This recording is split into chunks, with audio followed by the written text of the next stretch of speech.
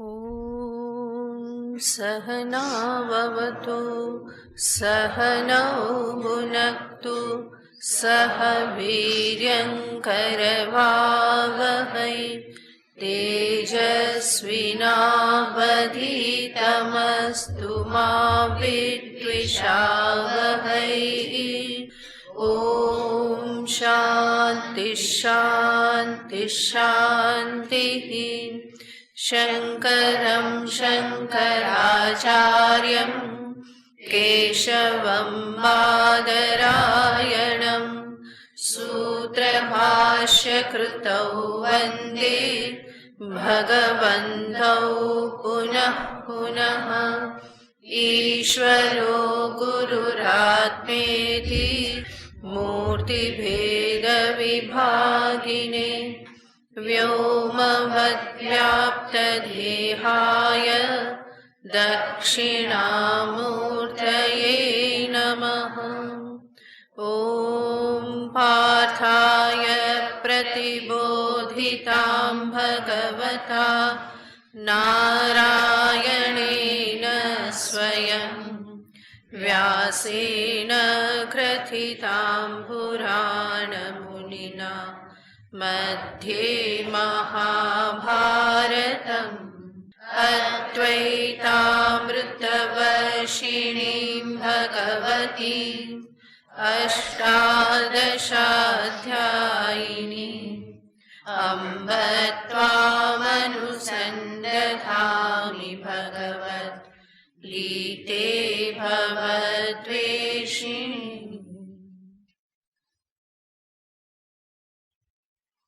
श्रीभगवानुवाच अनाश्रितः कर्मफलं कार्यं कर्म करोति यः स सन्न्यासी च योगी च न निरग्निर्न चाक्रियः यं सन्न्यासमिति प्राहुः योगं तं विद्धि पाण्डव नैयसन्न्यस्तसङ्कल्पो योगी भवति कश्चन।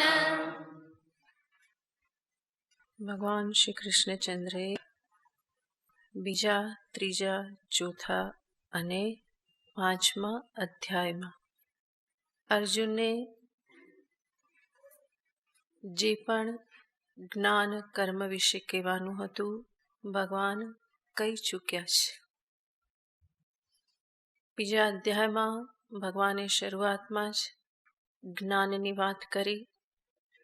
ત્યાર પછી કર્મણ્યેવાધિકારસ્તે યોગસ્થ કુરુ કર્માણી આ બધા વચનોથી કર્મયોગની વાત કરી. છેલ્લે ફરી સ્થિત પ્રજ્ઞના લક્ષણોનું કથન કરી જ્ઞાન ફળ પણ દર્શાવ્યું જીવન મુક્તિ રૂપી. ત્રીજા અધ્યાયમાં કર્મયોગનો વિસ્તાર કર્યો. ચોથા અને પાંચમા અધ્યાયમાં મુખ્યતયા જ્ઞાનની ભગવાને વાત કરી.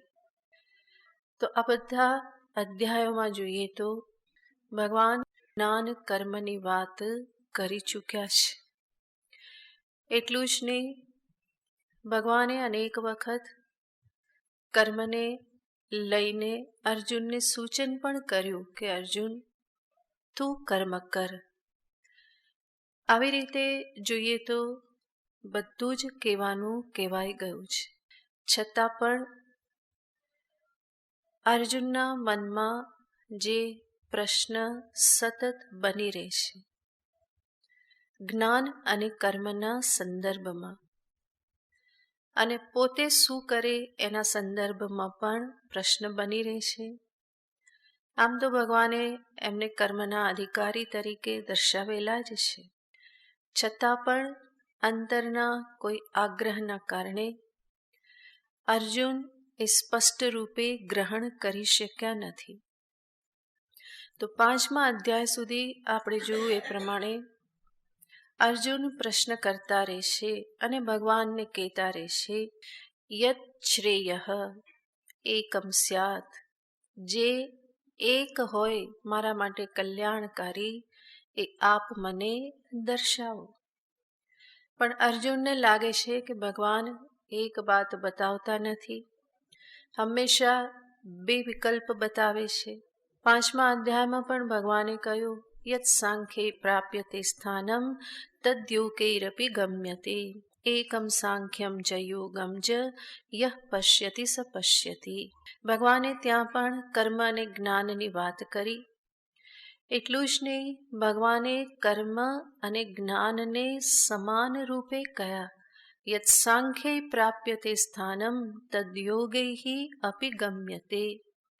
તો આવી રીતના આ ભગવાનના વચનો સાંભળીને હજુ પણ જાણે કે અર્જુનના મનમાં એકદમ સ્પષ્ટતા થઈ નથી.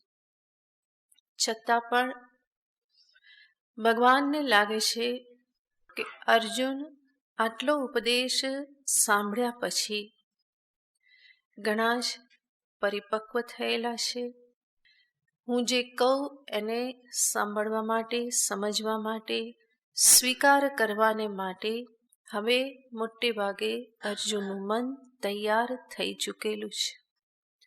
તો અર્જુનના મુખ પરના ભાવ જોઈ ભગવાન ફરી આ અધ્યાયમાં અર્જુનના પ્રશ્ન વગર જ જ્ઞાન અને કર્મની વ્યવસ્થા દર્શાવે છે. જ્ઞાન, કર્મ બંને જીવનમાં આવશ્યક છે. આવું ભગવાન ફરી ફરીને અર્જુનને કહેતા આવ્યા છે. કર્મનો મહિમા પણ ભગવાને દર્શાવ્યો, કર્મયોગીની મહિમા દર્શાવી. આ જ અધ્યાયમાં શરૂઆતમાં જ કર્મયોગીને સંન્યાસી તરીકે દર્શાવી એની પ્રશંસા કરી.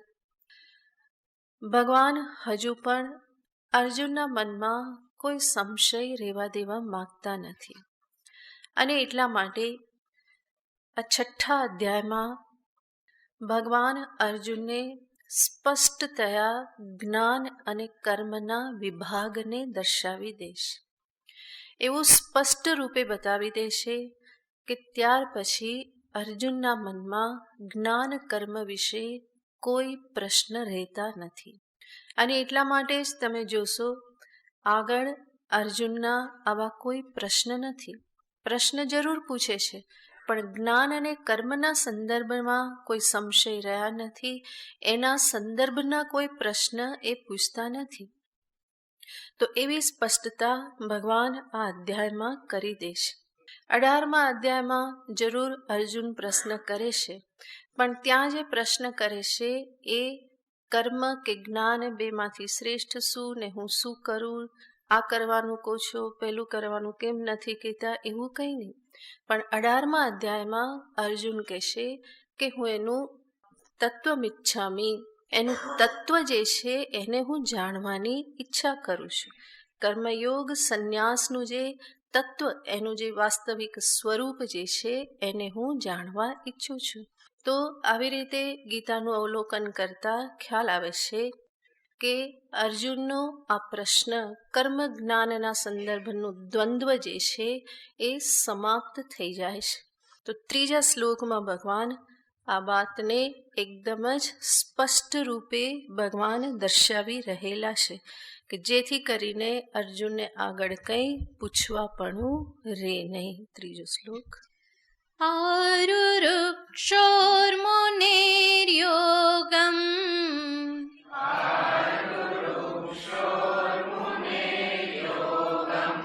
કર્મ કારણમુચ્યતે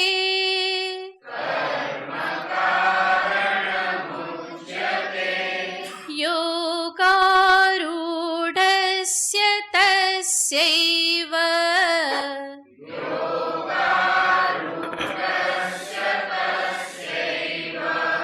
શમઃ કારણમુચ્યતે.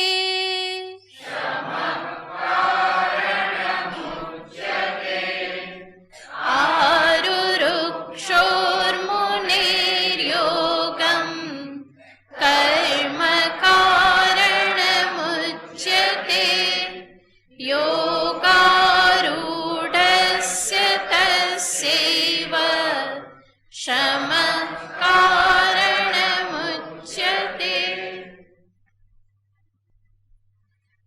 યોગમ આરુરુક્ષોઃ મુનેઃ કર્મ કારણમ ઉચ્યતે. કર્મ કોના માટે જરૂરી છે? ભગવાન કહેશે યોગમ આરુરુક્ષોઃ, યોગ પર આરૂઢ થવાની ઈચ્છાવાળા મુનિને માટે કર્મ કારણ છે. મીન્સ એના માટે કર્મ એ સાધન છે. યોગારૂઢસ્ય, અને જો એ યોગ પર આરૂઢ થઈ ગયો તો એના માટે શમઃ કારણમ ઉચ્યતે, એના માટે શમ એ કારણ છે. સમગ્ર શ્લોક જે છે એનો સામાન્ય અર્થ છે જે જ્ઞાનયોગ, ધ્યાનયોગ કે નિધિધ્યાસન એમાં જે પ્રવૃત્ત થવા ઈચ્છે છે, એમાં પ્રવેશ કરવા ઈચ્છે છે પણ પ્રવેશ થઈ શકતો નથી. તો પ્રવેશ કરવાની, એમાં આરૂઢ થવાની જેને ઈચ્છા છે પણ હજુ થઈ શકતો નથી, તો એવી ઈચ્છાવાળા સાધક મુનિને માટે આરૂઢ થવાને માટે પહેલા અધિકારીત્વ પ્રાપ્ત કરવું પડે.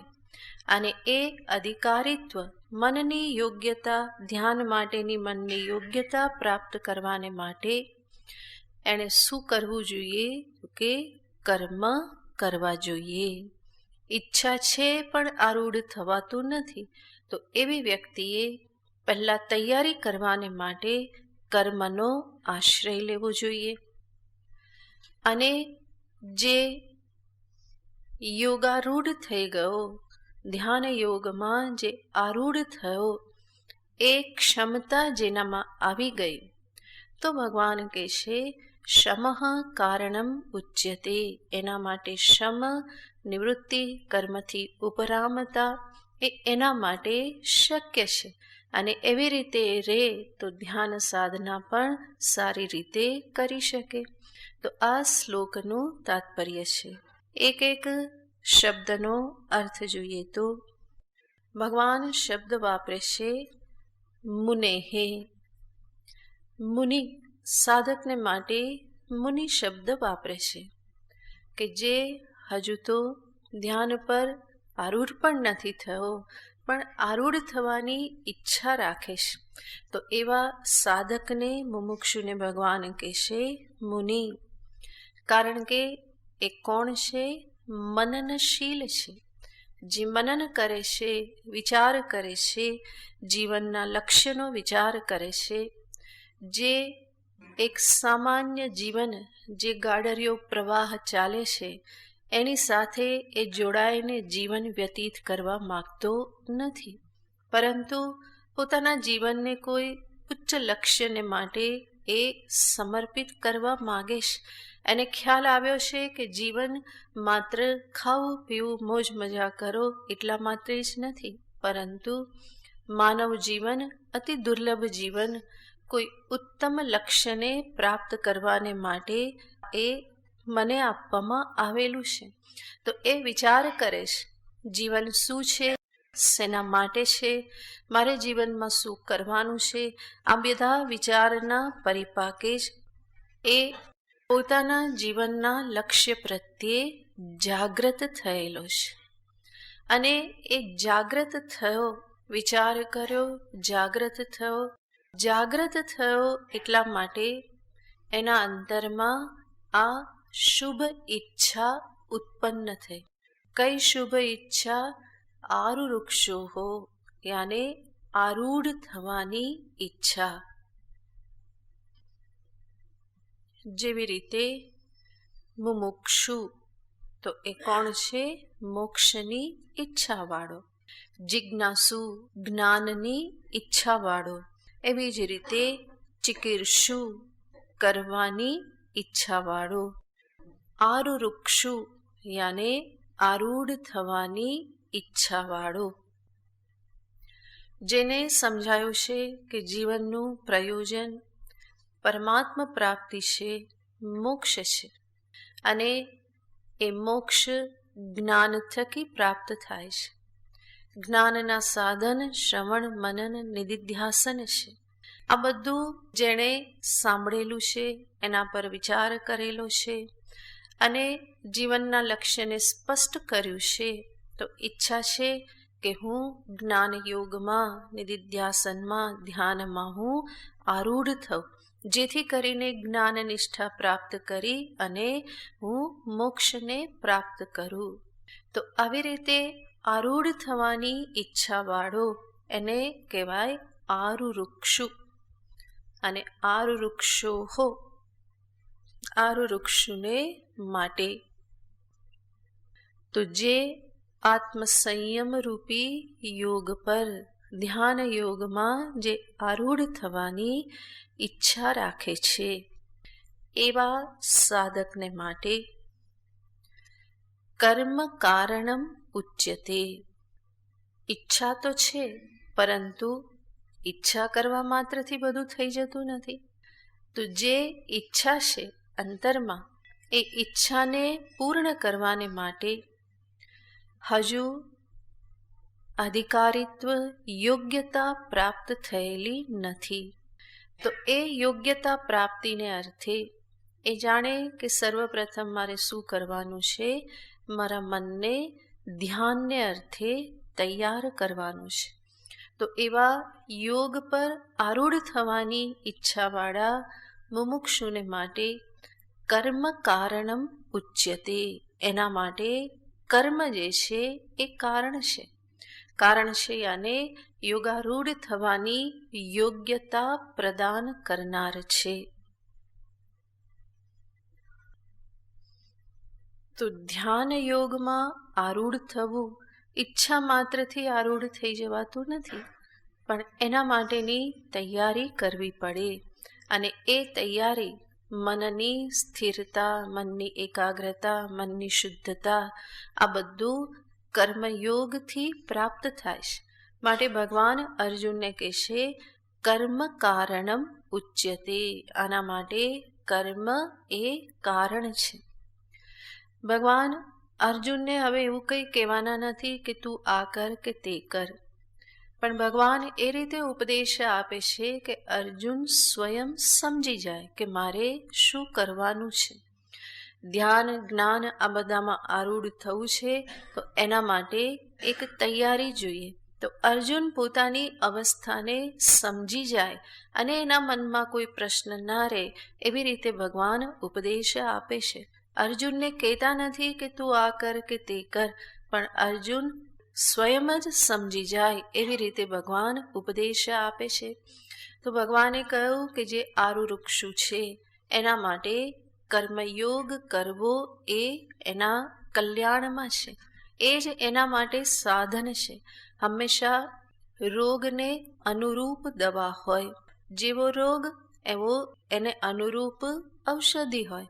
તો હું ઔષધિ આ જ લઉં, પહેલી જ લઉં, મોંઘી લઉં, સારા રેપડવાળી દવા લઉં, એવો આગ્રહ ના ચાલે. જે પ્રમાણે રોગ હોય એ પ્રમાણેની દવા લેવી પડે. તો અહીંયા પણ અંતઃકરણમાં જે દોષ છે, રાગ, દ્વેષ, કામ, ક્રોધ, કે જેના કારણે ધ્યાન કરવું સંભવ બનતું નથી, બરાબર શ્રવણ કરવું પણ સંભવ બનતું નથી. તો એવી સ્થિતિમાં એ અંતઃકરણની શુદ્ધિ પ્રાપ્ત કરવાને માટે કર્મ જ કારણ છે. કર્મનો સ્વીકાર કરવો રહ્યો. તો કર્મયોગનું ભગવાને નિશ્ચિત સ્થાન આ શ્લોકમાં પ્રથમ પંક્તિમાં દર્શાવ્યું. જેવી રીતે અગાસી પર પહોંચવું હોય તો સીડીનો આધાર લેવો પડે, સીડી ચડવી પડે, સીડી ચડવાનું કામ કરવું પડે, અને ચડી ગયા પછી ત્યાં શાંતિથી બેસવાનું હોય, પછી ફરી પાછી ચડ ઉતર કરવાની ના હોય. જેણે એવું લક્ષ્ય રાખ્યું છે ટેરેસ પર જઈ અને મારે શાંતિથી બેસવું છે, તો એણે શું કરવું પડે? સીડી ચડવી પડે. કૂદકો સીધો લગાવી શકાતો નથી, તો સીડી ચડવી પડે. અને લિફ્ટ હોય તો લિફ્ટની અંદર જવું પડે, સ્વિચ દબાવવી પડે, આ પણ કરવું પડે. તો ઉપર જવાને માટે સીડી ચડવા રૂપી કર્મ કરવું પડે. અને ઉપર પહોંચી ગયા પછી કોઈ સીડી ચડવાની રહેતી નથી, ત્યાં શાંતિથી બેસવાનું જ રહે. તો અહીંયા ભગવાન એ જ દર્શાવે છે. ધ્યાન યોગમાં પ્રવેશ કરવાને માટે સર્વપ્રથમ આ પ્રયત્ન કરો અને મન શુદ્ધ થયું, ધ્યાન યોગમાં પ્રવેશ થયો તો પછી ચડ ઉતર કરવાની કોઈ જરૂર નથી. તો સ્પષ્ટ રૂપે ભગવાને આમાં સ્થાન દર્શાવ્યું કે કર્મનું સ્થાન શું છે. બધાનો અનુભવ છે અને આ વસ્તુ બધાને માટે બહુ જ સ્વાભાવિક છે કે ઈચ્છવા છતાં પણ ધ્યાનમાં સ્થિરતા આવતી નથી. તમે જ કહો, તમારામાંથી કેટલા એવું નથી ઈચ્છતા કે મારે ધ્યાનમાં બેસવું નથી ને સ્થિર થવું નથી? કોણ નથી ઈચ્છતું? કહો. એટલે શરમના મારે હાથ નીચો ના રાખતા, બરાબર?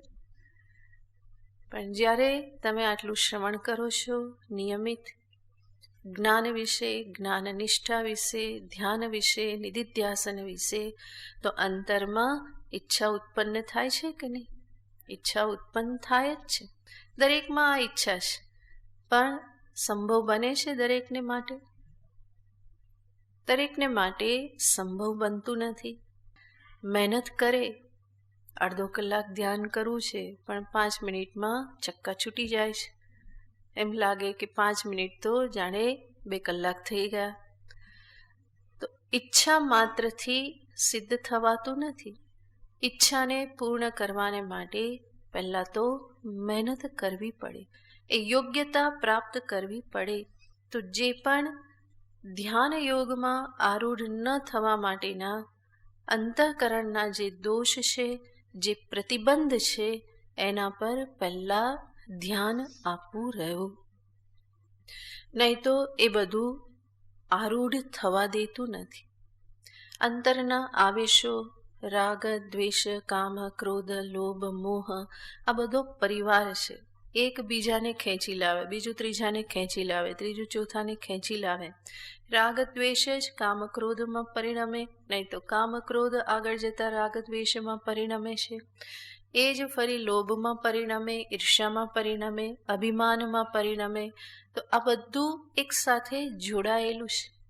અને આ બધું જ્યારે અંતરમાં ઉપર નીચે થતું રહેતું હોય તો ધ્યાનમાં સ્થિરતા આવવી, શાંતિથી બેસવું એ સંભવ બનતું નથી.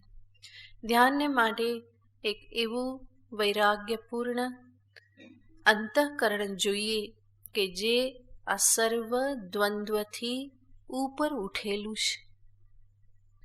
જે અંતઃકરણ શાંત સમાહિત થયેલું છે.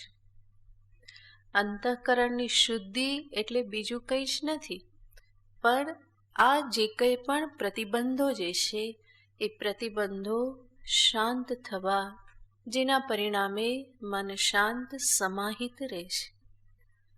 તો શુદ્ધિ એટલે એવું નથી કે અંતઃકરણ એક દિવસ ચકાચક એકદમ ચમકવા લાગશે, એવું નથી. અંતઃકરણ સૂક્ષ્મ છે, પણ એ અંતઃકરણમાં આ બધા આવેશો ઉઠતા રહેશે. તીવ્ર માત્રામાં, મધ્યમ માત્રામાં કે મંદ માત્રામાં એની આ રીતની અવસ્થા હોય છે. ક્યારેક તીવ્ર હોય, ક્યારેક મધ્યમ હોય, ક્યારેક મંદ હોય. તો તીવ્ર હોય ત્યારે તો સંભવ જ નથી. તીવ્ર આવેશોમાંથી મધ્યમ આવેશની સ્થિતિમાં આવવું રહ્યું અને મધ્યમમાંથી મંદ થઈ જાય.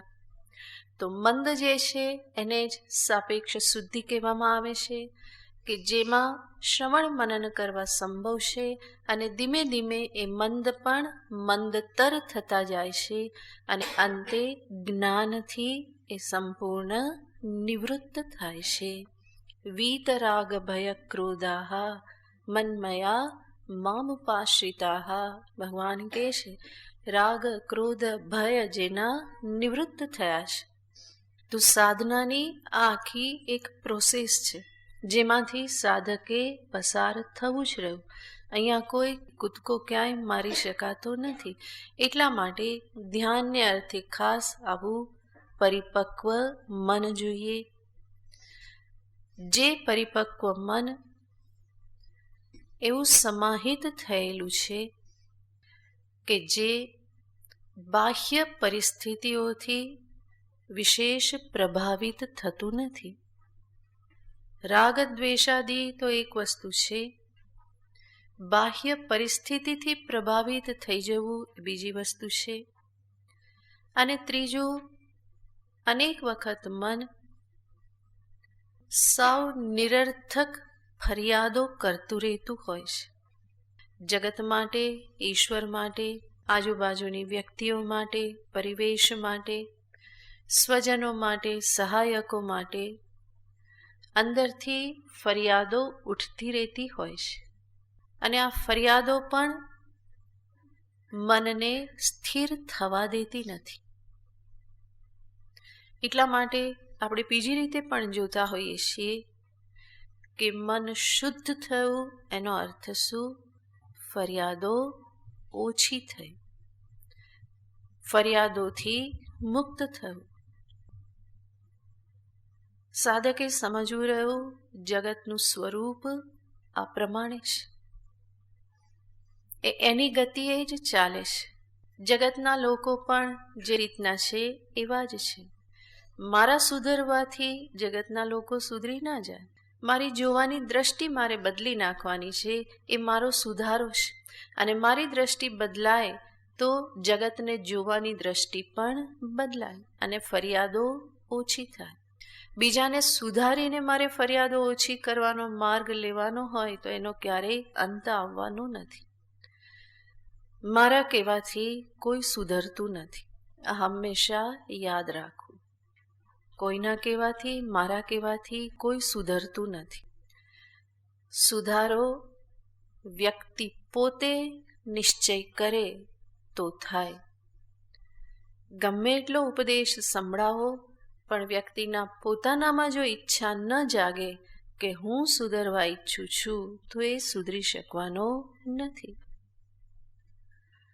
માટે આપણે મહેનત ક્યાં સુધી કરી શકીએ? આ ઈચ્છા ઉત્પન્ન કરવા સુધી કરી શકીએ. એનાથી આગળ કંઈ નહીં. એને 2-4 વખત બતાવી શકીએ, પછી આપણે ચૂપ જ થવાનું હોય. તો બાહ્ય સુધારો એ મારું કામ નથી, બલકે મારા જ અંતરમાં સુધારો, મારી દ્રષ્ટિમાં, મારા અભિગમોમાં સુધાર કરવાથી જગત જાણે કે સુધરી જાય છે. જગતનો સ્વીકાર થઈ જવો એ જ શું છે? મારા માટે જગત સુધરી ગયું. તો ફરિયાદોથી મન જેટલું મુક્ત થયું એટલું સમજવું કે એ શુદ્ધ થયું. યાને સ્વીકાર બુદ્ધિ જેટલી વધી એટલી જ મનની શુદ્ધતા વધી કહેવાય. એટલા માટે બાહ્ય જગતમાં બધું બરાબર છે, સ્થાને એવું જોવાની હંમેશા ભાવના રાખવી, એવી વૃત્તિ રાખવી. જે પણ છે ઈશ્વરની દ્રષ્ટિમાં થઈ રહ્યું છે, એને મંજૂર છે તો મને મંજૂર શા માટે ના હોય? ભગવાનની દ્રષ્ટિમાં થઈ રહ્યું છે અને ભગવાન જ જગતને સંભાળનાર છે. એના એ સૃષ્ટિકર્તા છે, સૃષ્ટિ નિયંતા છે, સૃષ્ટિના સંચાલક છે. આવી રીતની ભાવના સાથે મનને સમજાવી બાહ્ય જગત વિષયક ફરિયાદોથી મનને મુક્ત રાખવું. ઈશ્વર વિશે એક સાધક તરીકે ઈશ્વર વિશે બહુ ફરિયાદો થતી હોતી નથી. અજ્ઞાની સંસારી જન ફરિયાદ કર્યા કરે, પણ સત્સંગ જેણે કર્યો છે, ઈશ્વરનું સ્વરૂપ, ઈશ્વરનું કાર્ય જે જાણે છે, એને ઈશ્વર માટે ફરિયાદ થતી નથી. થતી હોય તો એને પણ નિર્મૂળ કરવી રહી. એ સર્વજ્ઞ છે, હું અલ્પજ્ઞ છું. હું જાણું એના કરતાં એ અનેક ગણું જાણે છે. આગળ પાછળ, ભૂત, ભાવિ, વર્તમાન સર્વને જાણનાર છે. હું એના માટે ફરિયાદ કરનાર કોણ? આવા વિચાર સાથે ઈશ્વર માટેની ફરિયાદો પણ દૂર થવી જોઈએ. અને પોતાના માટે પણ ફરિયાદ થતી હોય છે. ત્યાં જરૂર પોતાના માટે ફરિયાદ થતી હોય આવશ્યક છે, પણ એ ફરિયાદ એવી ન હોવી જોઈએ કે મને સુધરવાનો મોકો ના રહે. એ ફરિયાદોના કારણે હું મારા સંદર્ભમાં એક નિર્ણય કરી બેસું મારા સંદર્ભમાં હું એક જજમેન્ટ આપી દઉં કે મારાથી તો નહીં થાય, હું તો આવો જ છું, આમ જ છે, મારાથી તો આવું થતું નથી, હું તો ભૂલો કરું જ છું, આવું બધું મનમાં રાખવું એ યોગ્ય નહીં. હા, જે પણ પોતાની ભૂલ હોય, પોતાની કમી હોય, એના પર ધ્યાન જરૂર આપવાનું છે અને ત્યાં સુધારો જરૂર કરવાનો છે. પરંતુ ફરિયાદ એવી ન હોય કે જેના પરિણામે હું મારા પર સિક્કો મારી દઉં, પણ એવી રીતનું એક તટસ્થ અવલોકન પોતાની જાતનું હોય કે જ્યાં હું બહુ સ્પષ્ટ રૂપે સમજી શકું કે ક્યાં મારે સુધારો કરવાની જરૂર છે. અને જે પણ સુધારો કરવાનો છે, સત્સંગમાં સાંભળે છે, આવી કમી હોય તો એનો ઉપાય શું હોય? જે ઉપાય બતાવવામાં આવે છે એને જીવનમાં અપનાવો અને એમાંથી બહાર આવવાનું. તો પોતાની જાતનું તટસ્થ નિરીક્ષણ થવું જોઈએ કે જેના પરિણામે ન મારામાં લઘુતા ગ્રંથિ બંધાય કે ન ગુરુતા ગ્રંથિ આવે, પરંતુ મારા સંદર્ભમાં હું બહુ જ સ્પષ્ટ હોઉં કે આ પ્રમાણે હું છું, આ મારું આટલું નબળું પાસું છે, આટલું સબળું પાસું છે, જે નબળું પાસું છે એમાંથી નીકળવા માટે હું પ્રયત્નશીલ રહું.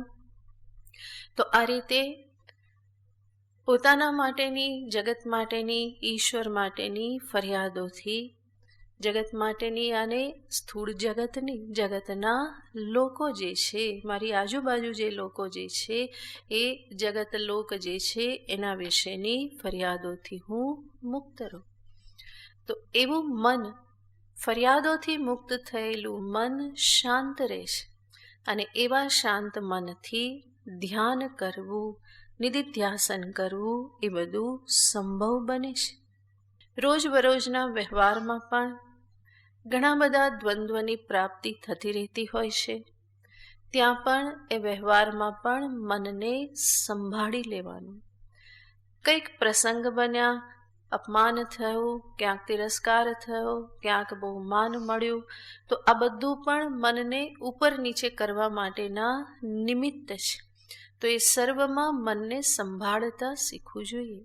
દિવસમાં એક વખત ક્રોધ કરી દીધો તો બીજા 2-3 દિવસ સુધી ધ્યાન નહીં થાય. એ સંસ્કાર મનમાં એવા પડી જાય છે, એવા વિક્ષિપ્ત કરી દે છે, મનમાં એવો એક ક્ષોભ ઉત્પન્ન કરી દે છે કે ફરી એને શાંત થતાં વાર લાગી જાય છે. પહેલાં પણ આપણે જોયેલું હતું કે મનને અશાંત થતાં વાર લાગતી નથી, પણ શાંત થતાં ખૂબ વાર લાગી જાય છે. કંઈક નિમિત્ત મળી ગયું અને મન અશાંત થઈ ગયું, ઉદ્વિગ્ન થઈ ગયું, વિહવળ થઈ ગયું, તરત થઈ જાય છે. પણ અશાંત થયેલા મનને શાંત થતાં વાર લાગે છે. અને એટલા માટે આવા મુમુક્ષુ, આરુરુક્ષુ સાધકનો પ્રયત્ન હંમેશા એવો હોય કે મનની શાંતિને એ જાળવી રાખે. અશાંત કરીને ફરી શાંત કરવું એમાં સમય જતો રહેશે. તો પ્રયત્ન કેવો હોવો જોઈએ? હું એને અશાંત થવા જ ના દઉં. પ્રક્ષાલનાદિપંકસ્ય દૂરાત અસ્પર્શનમ વરમ. સુભાષિતમાં કહે છે કે ગંદકી કીચડમાં હાથ નાખી અને પછી ધોવા એના કરતાં પહેલેથી એવા ગંદા સ્થાનમાં હાથ નાખવા જ નહીં, એ ડાપણ ભરેલું છે. એવી જ રીતે અહીંયા પણ મનને અશાંત કરે એવા સ્થાન, એવા પ્રસંગોથી દૂર રહેવું. અને જો એવો પ્રસંગ બની ગયો તો પણ મનની શાંતિની રક્ષા કરવી, કોઈ પણ સદ્ભાવનાનો આશ્રય લઈને. નહીં તો એ અશાંત થયેલું મન ક્યારે ફરી શાંત થાય ખબર નહીં. એટલા માટે સંતો આવા ઉપાયો બતાવતા રહેતા હોય છે. એક સ્તોત્ર છે દુર્વાસના પ્રતિકાર દશકમ, એમાં આવી જ બધી બાબતોના ઉપાય બતાવ્યા છે. એક આવી જે કંઈ પણ જે દુર્વાસના છે, જે ખામી જે છે, એને એમાંથી બહાર નીકળવાનો ઉપાય, દુર્વાસના પ્રતિકાર, એનો પ્રતિકાર કરવો, કયા ઉપાયોથી, એ બધું ત્યાં આપેલું છે. ત્યાં આપે છે કે કોઈએ તિરસ્કાર કર્યો તો શું વિચારવું? શું વિચારશો? આચાર્ય કહે છે કે એવું વિચારવું કે હું આને લાયક જ હતો. એ આચાર્ય જ આવું વિચારી શકે, સામાન્ય મનુષ્ય આવું વિચારી નહીં શકે. કે એવું જોવું કે હું એને યોગ્ય હતો. એને લાયક હતો મીન્સ એને યોગ્ય હતો. કોઈક એવા કર્મ હતા કે જેના કારણે આ પરિસ્થિતિ પ્રાપ્ત થાય, તો એ યોગ્યતા હતી, એટલા માટે આવું થયું. તો આ સાધકની વિચાર પ્રણાલી છે. જેને ધ્યાનમાં પ્રવેશ કરવો છે, નિધિધ્યાસન કરવું છે, એને આ બધું તો આવી જ રીતે છોડવું રહ્યું.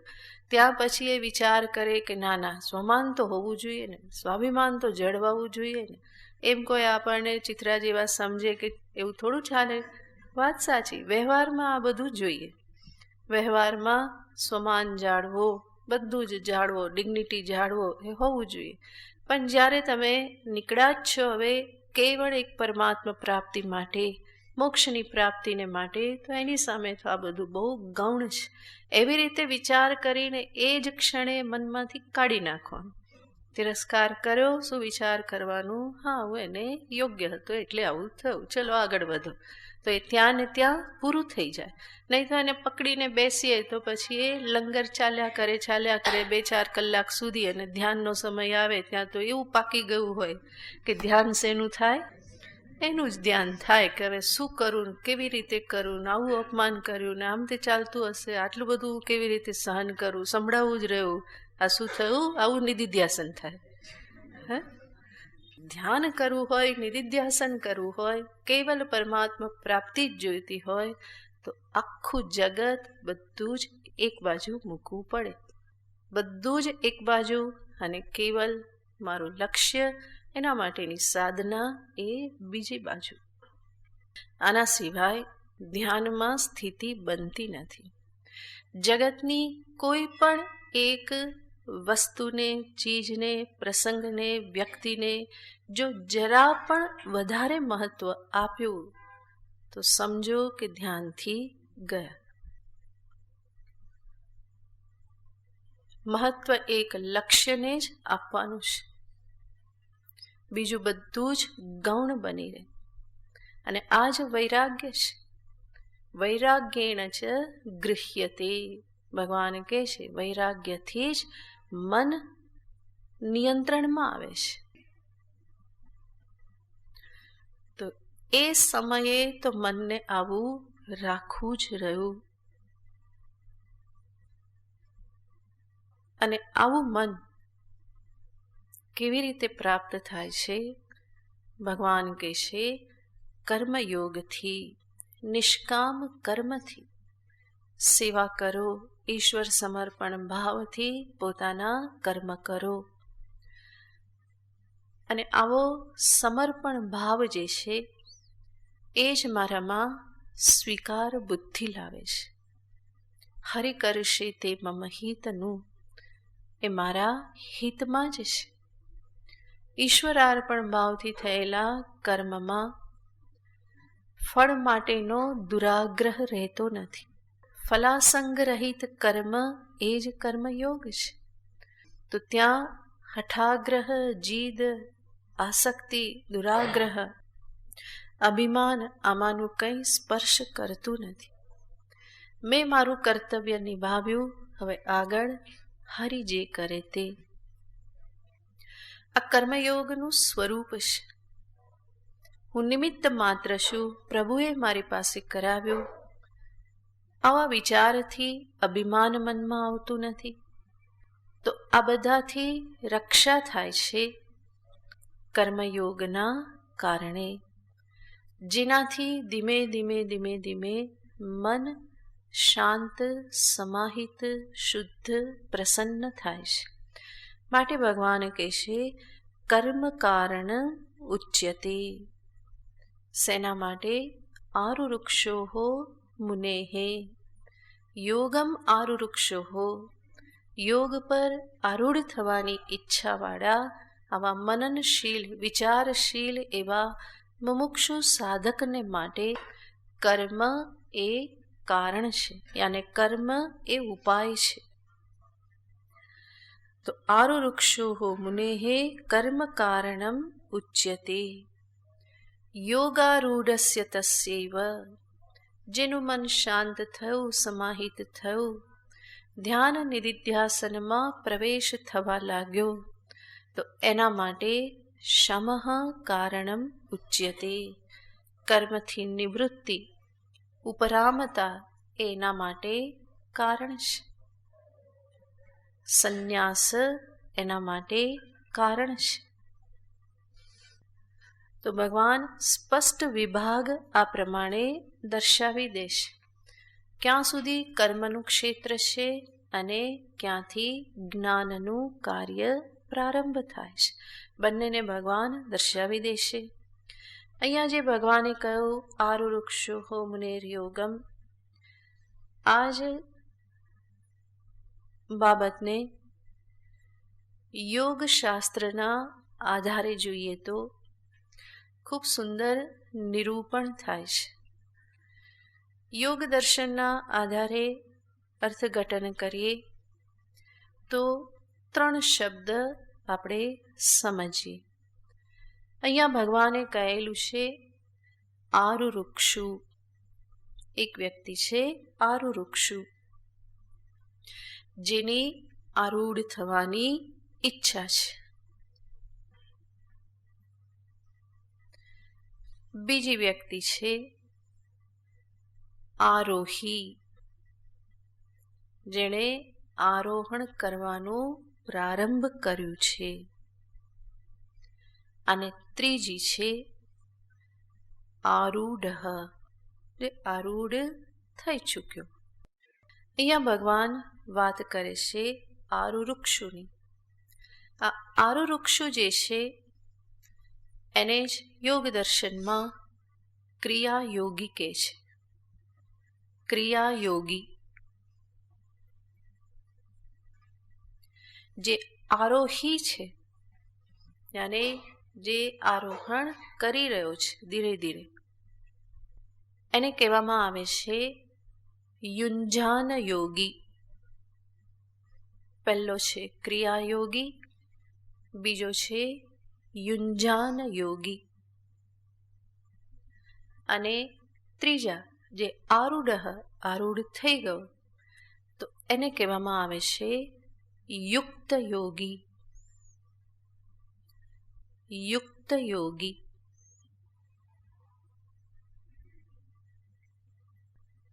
ભગવાને જેની અહીં વાત કરી એ છે આરુરુક્ષુ. અને આરુરુક્ષુને માટે કર્મ કારણમ ઉચ્યતે એવું ભગવાને કહ્યું.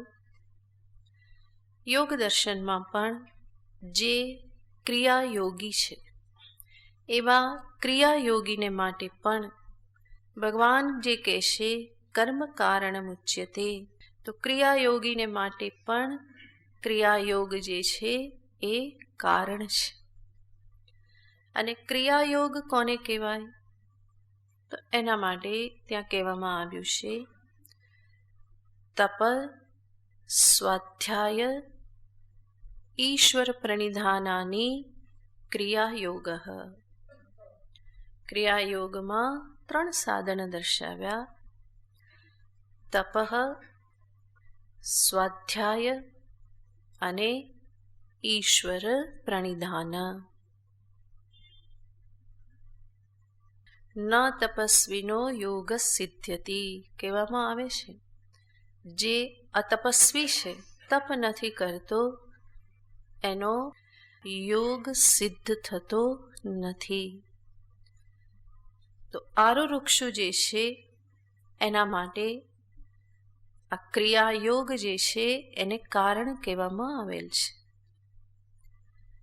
અને આ જે કર્મ, તપકર્મ, સ્વાધ્યાય કે ઈશ્વર પ્રણિધાન જે છે એ યોગી શેના માટે કરે છે? તો કહેવામાં આવે છે સમાધિ ભાવનાર્થમ. એનું લક્ષ્ય પણ શું છે?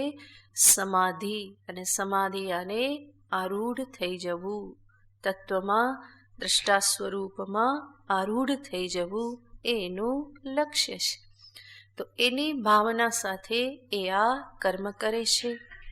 એટલું જ નહીં, બીજું છે ક્લેશ તનુકરણાર્થમ. પંચક્લેશ જે કહેવામાં આવે છે એનું તનુકરણ યાને એની ક્ષીણતા કરવી એ પણ એના આ કાર્યનું એક પ્રયોજન છે. તપ શેના માટે, સ્વાધ્યાય શેના માટે, કે પછી ઈશ્વર પ્રણિધાન એ શેના માટે છે? તો અંતિમ લક્ષ્ય છે સમાધિને માટે. અને સમાધિને માટે શું જરૂરી છે? આ પંચ ક્લેશનું તનુકરણ યાને એનું ક્ષીણ થવું એ આવશ્યક છે. તો એ જ શુદ્ધિ છે. ક્લેશ જેટલા ક્ષીણ થતા જાય એટલી જ અંતરની શુદ્ધિ માનવામાં આવે છે. તો ઘણું બધું અર્થઘટન ગીતાજીમાં જે કહેવામાં આવેલું છે એવું જ અહીંયા પણ જોવામાં આવે છે. એટલું જ નહીં, જે તપરૂપી કાર્ય જે છે એ તપરૂપી કાર્ય શું કરે છે કે કાયેન્દ્રિય શુદ્ધિ, શરીર ઇન્દ્રિયની શુદ્ધિ કરે છે. અશુદ્ધિ જે છે એનો ક્ષય થાય છે તપથી. અશુદ્ધિ ક્ષયાત તપસઃ, તપથી અશુદ્ધિનો ક્ષય થાય છે. અશુદ્ધિ 4 પ્રકારની કહેવામાં આવે છે. 4 પ્રકારની અશુદ્ધિમાં એક તો કહેવાય છે અનાદિ કર્મ, બીજું છે ક્લેશ, પંચક્લેશ જે કયા એ પણ અશુદ્ધિ છે. ત્રીજું છે વાસના. ચોથી અશુદ્ધિ છે, ત્યાં જે શબ્દ વાપર્યો છે એ છે પ્રત્યુપસ્થિત વિષય જાલ, યાને વર્તમાન વિષય જાલ. વર્તમાનમાં ઉપસ્થિત એવા વિષય જાલ અને એના પ્રત્યે આસક્તિ થાય છે. તો 4 પ્રકારની અશુદ્ધિ છે. અનાદિ કર્મ, બીજી છે ક્લેશ, ત્રીજું વાસના અને ચોથું છે વર્તમાન વિષયો. પ્રત્યુપસ્થિત અને સામે ઉપસ્થિત એવા વિષયો, એટલે વિષય માત્ર નહીં પણ એ વિષયોમાં મન જતું રહે છે. એ શું છે? અશુદ્ધિ છે. એક એકને જોઈએ તો અનાદિ કર્મ. અનાદિ કર્મ યાને અનાદિકાલથી જીવ કર્મ કરતો રહેશે અને કર્મ એના ખાતામાં જમા થતા રહેશે. અને એ કર્મમાં અનેક પ્રકારના અશુદ્ધ કર્મ હોય છે જેને પાપ કર્મ કહેવામાં આવે છે. એ કર્મ પણ અશુદ્ધિ કહેવામાં આવે છે. જે પણ કર્મ કરીએ એનું ફળ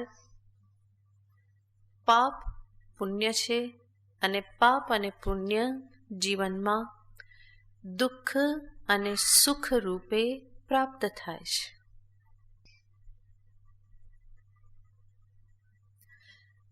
અને આ અનાદિકાલથી ભેગા થયેલા છે, હંમેશા સાથે સાથે રહેલા જ હોય છે. પાપ ફળ પુણ્ય ફળ કે પછી પાપ પુણ્ય આ સાથે રહેલા હોય છે. જીવનમાં સમૃદ્ધિ ધન સંપત્તિ પ્રાપ્ત થવી એ પુણ્ય કર્મ છે, પુણ્ય કર્મનું ફળ છે. પણ એવો અમીર પેટમાં પાપ રાખતો હોય છે તો પુણ્ય પણ છે, પાપ પણ સાથે છે. ગરીબી જરૂર પાપનું ફળ છે, દુઃખ છે એમાં, પણ એ ગરીબીમાં ઈશ્વર સ્મરણ થતું હોય તો એના પેટમાં કોણ છે? પુણ્ય છે. પાપ પુણ્ય સાથે સાથે રહેતા હોય છે. આ પાપ અને પુણ્ય જે છે એનો તપથી સંપૂર્ણ ક્ષય તો થતો નથી, પરંતુ યોગ સાધનામાં પ્રતિબંધક એવા અનાદિ કર્મમાં જે પણ કર્મો જે છે એનો ક્ષય કરવો અનિવાર્ય છે. અનાદિ કર્મમાં બધા તો એક સાથે કંઈ સામે આવતા નથી અને બધાને એક સાથે સંભાળવા પડતા નથી. પણ જે કર્મ યોગ સાધનામાં બાધક બનતા હોય એનો ક્ષય સાધક જરૂર કરે, ઉપાય કરે. અને કયો ઉપાય? તો કહેવામાં આવ્યું તપ. તપથી પ્રતિબંધની નિવૃત્તિ થાય છે. તપથી શુદ્ધ પુણ્યનો ઉદય થાય છે. પુણ્ય પણ અનેક પ્રકારના હોય છે. પુણ્ય મને ભૌતિક જગત તરફ પણ લઈ જાય, અનેક પ્રકારની ભૌતિક સંપત્તિ મને પ્રાપ્ત કરાવે, ભૌતિક સુખ આપે. પણ એવું પુણ્ય ફરી સાધકના માટે સાધનામાં બાધક બની જાય છે. ઘણું બધું ભૌતિક સુખ વૈરાગ્ય આવવા દેતું નથી, તો એ બાધક બની જાય છે. તો જે સુખ યોગ સાધનામાં બાધક બનતું હોય, જે દુઃખ યોગ સાધનામાં બાધક બનતું હોય, એનો ક્ષય કે એને ક્ષીણ કરવાને માટે તપને સાધન કહેવામાં આવે છે. એટલા માટે જ સાધક પ્રાર્થના કરે. ભજનમાં કહેવાયું, પ્રભુ એવા સુખ અમને ન આપશો કે જે તમારાથી દૂર લઈ જાય. તો એવું સુખ શું કામનું જે ભગવાનથી મને દૂર લઈ જાય છે? તો એ સુખ પુણ્યનું ફળ છે, પણ એ પુણ્ય ફળરૂપ એવું સુખ કે જે મને ભગવાનથી દૂર લઈ જાય, તો એ સાધકને માટે તો કેવું છે? પ્રતિબંધ રૂપ છે, એ વિઘ્ન છે. એટલા માટે સાધક કે એવું સુખ અમને ન આપશો જે ભગવાનને ભૂલાવી દે. સાધક સાથે પ્રાર્થના પણ કરે, જે કંઈ પણ મારા ખાતામાં પુણ્ય છે એ પુણ્યનો ઉપયોગ મને ભૌતિક સુખ આપવામાં ન થાય, પરંતુ હે પ્રભુ કૃપા કરી મારું જે કંઈ પણ પુણ્ય છે એ પુણ્યનું ફળ મને સાધનામાં આગળ લઈ જનારું બને. મારા મનને શાંત કરનારું, સમાહિત કરનારું, શુદ્ધ કરનારું એ પુણ્ય બને. ભૌતિક સુખ પ્રદાન કરીને વિષયાસક્તિ વધારનારું ના બને. ભલે થોડું કષ્ટ જીવનમાં રહે, પણ આપનું સ્મરણ સદાય બની રહે.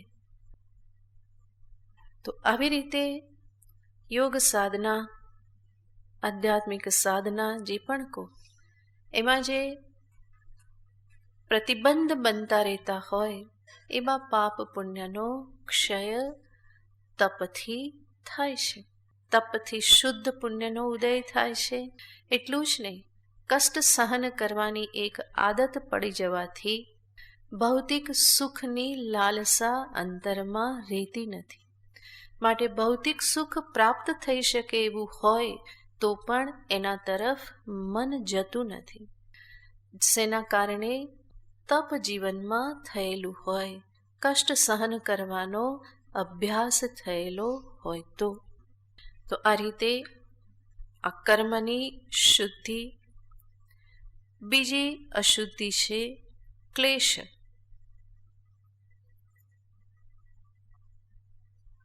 પંચ ક્લેશ કહેવામાં આવે છે, જેમાં મૂળભૂત ક્લેશ છે અવિદ્યા, બીજું છે અસ્મિતા, ત્રીજું છે રાગ, ચોથું દ્વેષ અને પાંચમું છે અભિનિવેશ. અવિદ્યા, અસ્મિતા, રાગ, દ્વેષ, અભિનિવેશ. અવિદ્યા, મૂળભૂત અવિદ્યા, વેદાંત દ્રષ્ટિથી જોઈએ તો આત્માના બ્રહ્મ સ્વરૂપનું અજ્ઞાન. આ છે મૂળભૂત અવિદ્યા, આત્માનું અજ્ઞાન. યોગ દર્શનમાં પણ કહેવામાં આવેલું છે, જે સુખરૂપ નથી એમાં સુખ બુદ્ધિ, જે નિત્ય નથી એમાં નિત્ય બુદ્ધિ.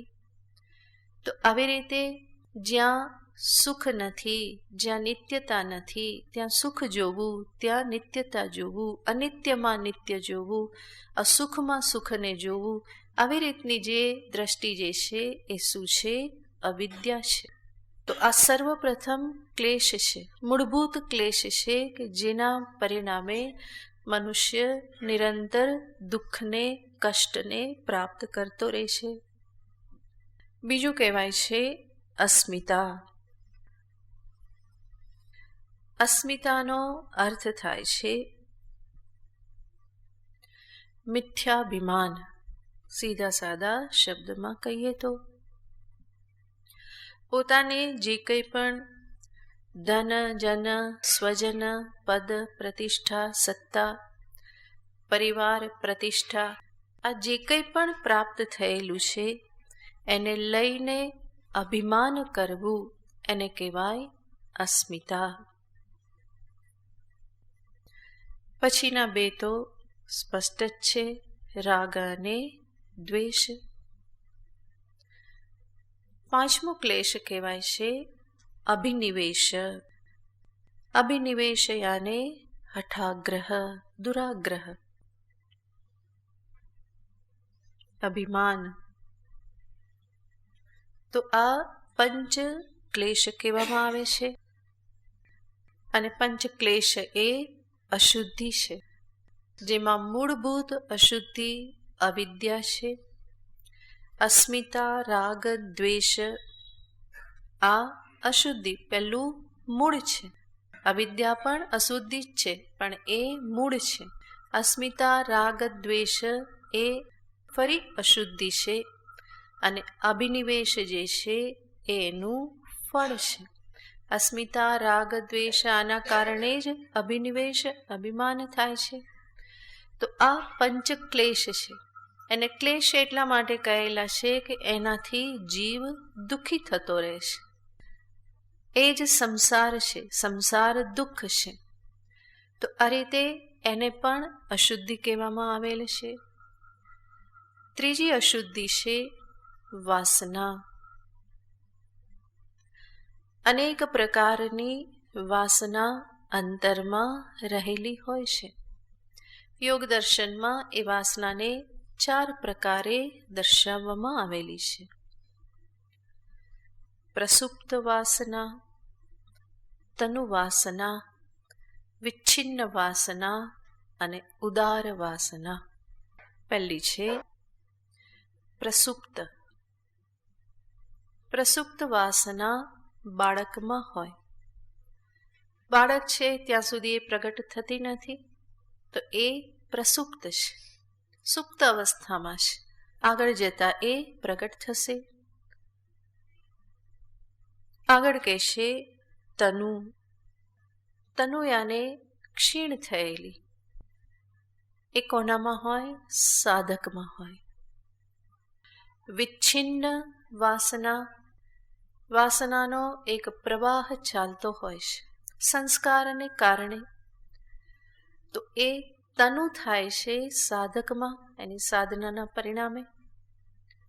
વિચ્છિન્ન એ વાસનાનો પ્રવાહ વિચ્છિન્ન થઈ ચૂકેલો છે. કોનામાં? જ્ઞાનીમાં, યોગીમાં. અને ઉદાર. ઉદાર વાસના એટલે ઘણી બધી ફેલાયેલી. ઉદાર એટલે સારા અર્થમાં નથી, પણ ઉદાર યાને જે વિસ્તારને પામે છે. કોનામાં? યુવાવસ્થામાં. આ વાસનાના ભિન્ન ભિન્ન સ્વરૂપ છે, સ્વભાવ છે.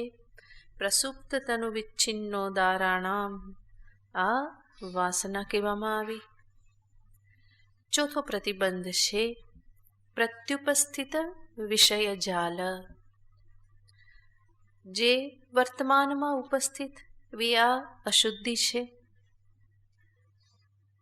વિષય માટે મહત્વ બુદ્ધિ રાખો, એની ઈચ્છા કરો, એને મેળવવા માટે પ્રયત્ન કરો, મેળવો, ભોગવો, વપરાયું, ફરી પાછી ઈચ્છા કરો, ફરી આ સાયકલ ચાલ્યા કરે.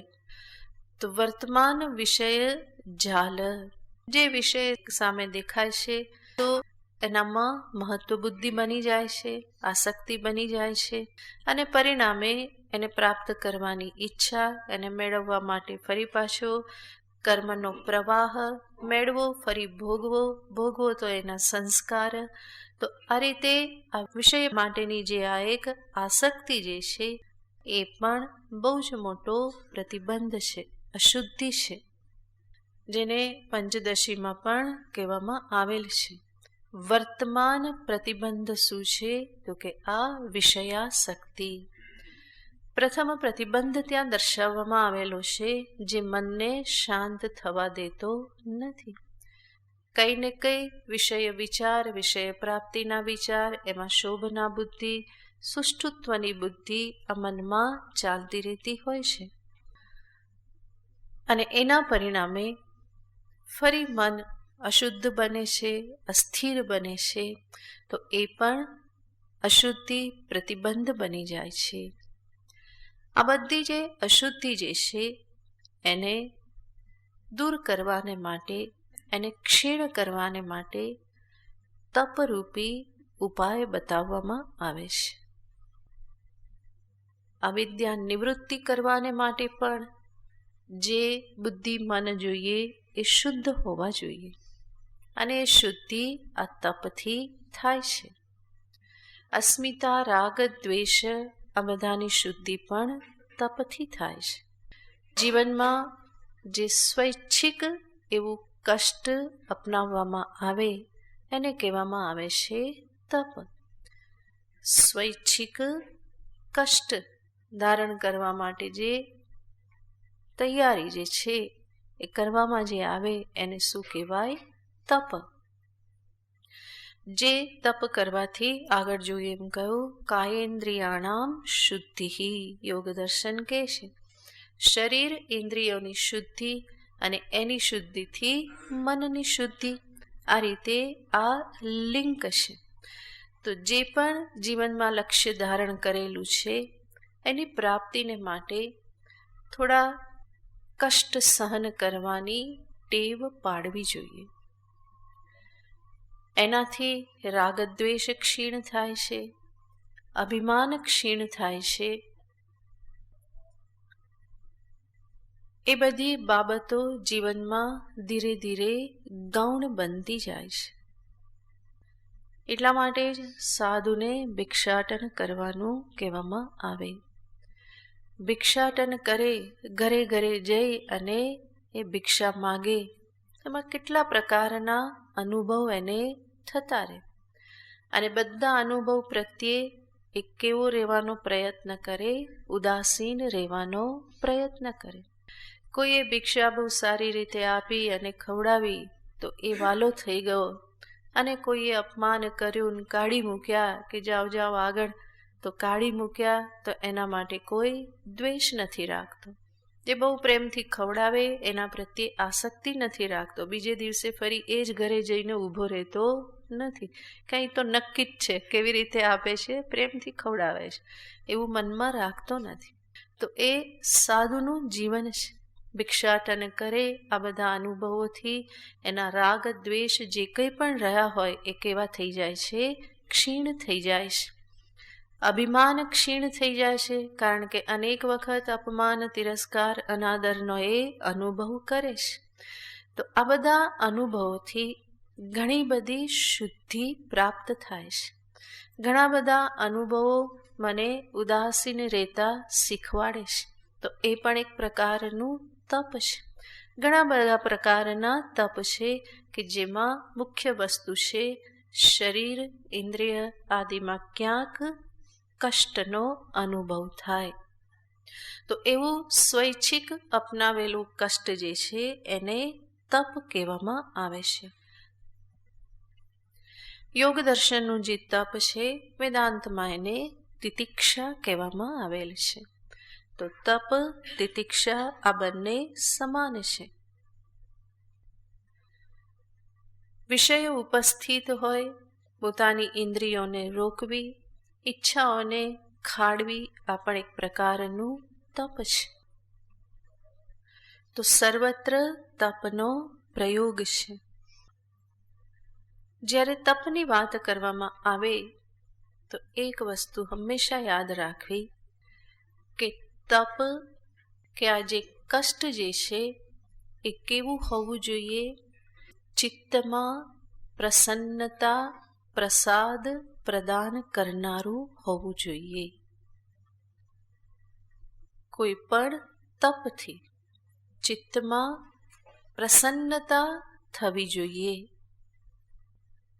એવું તપ ન હોવું જોઈએ કે જે તમારા શરીરમાં ધાતુ વૈષમ્ય ઉત્પન્ન કરી અને શરીરને રોગી બનાવી દે, બગાડી દે, સ્વાસ્થ્ય બગાડી દે. એવું તપ નહીં હોવું જોઈએ. જ્યારે પણ શાસ્ત્રમાં તપની વાત કરવામાં આવે તો એ તપથી મન પ્રસન્ન રહેવું જોઈએ. પરાણે કરેલું તપ શરીર બગાડે, પણ પોતાની ઈચ્છાથી પ્રસન્નતાપૂર્વક સ્વીકારેલું તપ, એ તપ જ્યારે સિદ્ધ થાય, તમે એમાં સફળ થાવ તો એમાં શું થાય? મન પ્રસન્ન થાય. પણ એવું તપ નહીં હોવું જોઈએ કે જે શરીરમાં વિકાર ઉત્પન્ન કરી અને સ્વાસ્થ્યને હાનિ પહોંચાડે. એટલા માટે તપમાં પણ હંમેશા વ્યક્તિએ બેલેન્સ જાળવવું પડે, એક પ્રકારની સમતુલા જાળવવી પડે. અને ખાસ કરીને આજના સમયમાં, કારણ કે આદતો બધી કેવી થઈ ગઈ છે, બહુ બગડી ગયેલી છે, સુખ સુવિધાની આદત. એટલા માટે જો એકદમ જ બીજો છેડો પકડી લેવામાં આવે તો શું થાય? શરીરને માટે નુકસાનકારક થાય. ધીમે ધીમે આગળ વધો, ધીમે ધીમે આગળ વધો, સહન કરવાની શક્તિ વધે, તિતિક્ષા ધીરે ધીરે વધે છે અને એવી રીતે અંતર શુદ્ધ થાય છે. તો આ 4 પ્રકારની અશુદ્ધિને માટે તપરૂપી સાધન કર્મ જે છે એ દર્શાવવામાં આવેલ છે. રાગ દ્વેષને ક્ષીણ કરવા માટે નિષ્કામ કર્મ જે ગીતાજીમાં કહેવામાં આવે છે એ પણ એક પ્રકારનું તપ છે. બીજા કોઈને મદદરૂપ થવું, સેવા કરવી, આ બધું પણ રાગ દ્વેષને ક્ષીણ કરનારું છે. એક પ્રકારે એ તપ છે. ત્યાર પછી ક્રિયાયોગનું બીજું કર્મ કહેવામાં આવે છે સ્વાધ્યાય. એ સ્વાધ્યાયનું સ્વરૂપ શું એને પછી જોઈશું. ઓમ પૂર્ણમદ પૂર્ણમિદં પૂર્ણાત પૂર્ણમુદચ્યતે પૂર્ણસ્ય પૂર્ણમાદાય પૂર્ણમેવાવશિષ્યતે. ઓમ શાંતિ શાંતિ શાંતિ. હરિ ઓમ. શ્રી ગુરુભ્યો નમઃ. હરિ ઓમ.